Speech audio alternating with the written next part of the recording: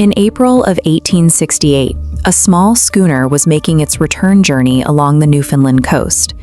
The season had been long and cold, and the crew was eager to get home. But as they passed near a barren, rocky outcrop known as Gull Island, something unusual caught their eye.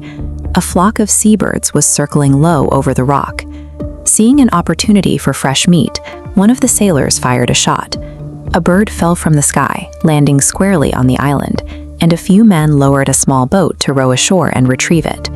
They expected a quick stop, but almost immediately after stepping onto the rock, they froze. Lying on the ground at their feet was a piece of torn canvas. When one of the men cautiously lifted a corner of the tattered sail, he found a pile of human remains, completely skeletonized by the elements. Among the bodies, the sailors recovered a tin case containing ship's papers and personal journals. As investigators would later read the final entries, they noticed that halfway down a page, the ink ran dry. The writer had finished their terrifying account using their own blood. These 11 people didn't perish instantly in a shipwreck. They survived long enough to document their slow, agonizing demise, leaving behind a detailed record of exactly what happened to them. Gull Island offers absolutely no refuge. It is a quarter-mile stretch of exposed stone, rising sheer out of the sea. There are no trees, no caves, and almost no vegetation to break the freezing December winds. Yet the island sits barely a few miles off the mainland coast. If you look straight across the bay, you can clearly see the community of Shoe Cove. When the winter storms briefly cleared, the castaways had a direct line of sight to safety. They watched smoke rise from the warm chimneys of fishermen's homes while they sat freezing on bare rock. On Gull Island, total isolation didn't require distance. The group spent their final weeks in a space where civilization was always visible, yet entirely unreachable. Several months earlier, in December of 1867, the Queen of Swansea left St. John's. It was a 360-ton brigantine sailing ship, built solid for steady coastal trade and helmed by an experienced crew. The ship was carrying timber, mail, and a small group of passengers to the mining community of Tilt Cove. Among them were the adult children of the local mine manager, as well as Dr. Felix Dowsley, a pharmacist hired to provide medical care for the winter. Just hours after leaving port, a violent gale struck. The storm battered the ship for 3 days in the darkness, pushing them more than 160 miles off their intended course into the rough, open waters of the North Atlantic. It took them a full week to fight their way back to the bay. As they finally made their approach toward land, a second blinding snow squall hit them out of nowhere. By 6 a.m., visibility dropped to 0. The crew couldn't see the hazards ahead of them until it was too late. The Queen of Swansea violently struck the rocks of Gull Island. As water immediately rushed into the damaged hull, the 15 passengers and crew frantically scrambled along a rope line onto the frozen shore. 3 crewmen and a passenger climbed back aboard the wreck to gather food and warm clothing. But before they could secure the supplies, a massive wave snapped the mooring lines.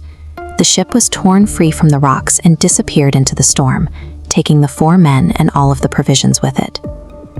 15 minutes after the initial impact, the remaining 11 people were stranded. Aside from a single spare sail they had dragged onto the rock, they had absolutely nothing. Everything we know about what happened next comes from the writings preserved in a tin case found at the site. Captain John Owens kept a clinical, straightforward log of their daily conditions, while Dr. Felix Dowsley wrote deeply personal, agonizing letters to his wife. The castaways huddled together on the bare stone beneath that single piece of sailcloth. The December winds drove temperatures well below 0, and they had no shelter from the sea spray. There was no wood to build a fire, and their only source of water was melting the dirty snow in their mouths. In an entry dated December 16th, Dr. Dowsley detailed his fading strength.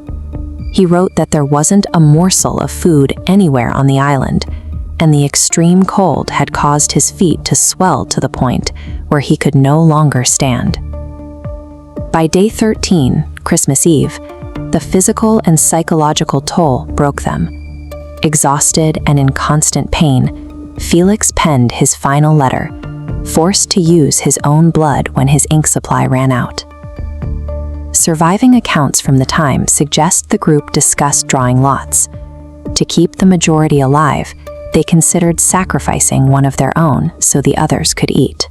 While Felix never explicitly confirmed a killing took place, he did leave behind a dark, cryptic warning for his wife.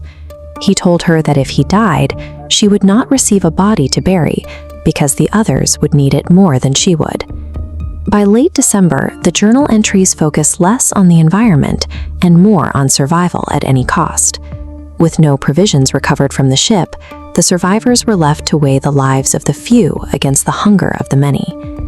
When Captain Mark Rousel returned to Gull Island with a crew of 60 men in April of 1868, they faced a grim recovery effort. 9 of the dead were found huddled together beneath the torn sailcloth, preserved in place by months of winter snow and freezing temperatures. However, the first 2 bodies discovered by the sailors who had gone ashore to retrieve the seabird presented a deeply disturbing forensic anomaly. They were found separated from the main group and completely skeletonized, with reports indicating signs that the flesh had been intentionally removed. The remaining bodies were locked together in the ice. The recovery crew had to use crowbars to pry the victims apart and peel them off the rock so they could be transported back to Tilt Cove for a proper burial. The specific, gruesome condition of those separated remains lent heavy weight to the rumors of a drawn lot. It strongly suggested the unthinkable horrors hinted at in Dr. Dowsley's letters had actually been carried out. An official inquiry into the wreck eventually concluded it was an act of God, but the investigators did not entirely absolve the nearby communities. They pointed directly at the residents of Shoe Cove. According to the journals, the castaways had desperately tried to signal the mainland. They gathered sparse tufts of withered grass from the rock crevices and burned them, creating brief, small flames. From across the water, the villagers of Shoe Cove actually saw these signals. On those dark winter nights, they stood on the shoreline and watched tiny, flickering orange dots appear on the horizon of Gull Island, but no one launched a boat to investigate. In local folklore, mysterious lights spotted in lonely, dangerous places were known as jack-the-lanterns, bad omens or wandering spirits meant to lure unwary sailors to their deaths.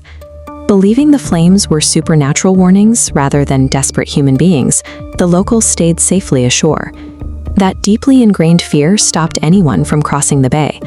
The storm on December 12th wrecked the ship, but the local fear of a wandering spirit kept the rescue boats in port. 11 people perished on the rocks because a flickering light on the horizon was mistaken for a ghost.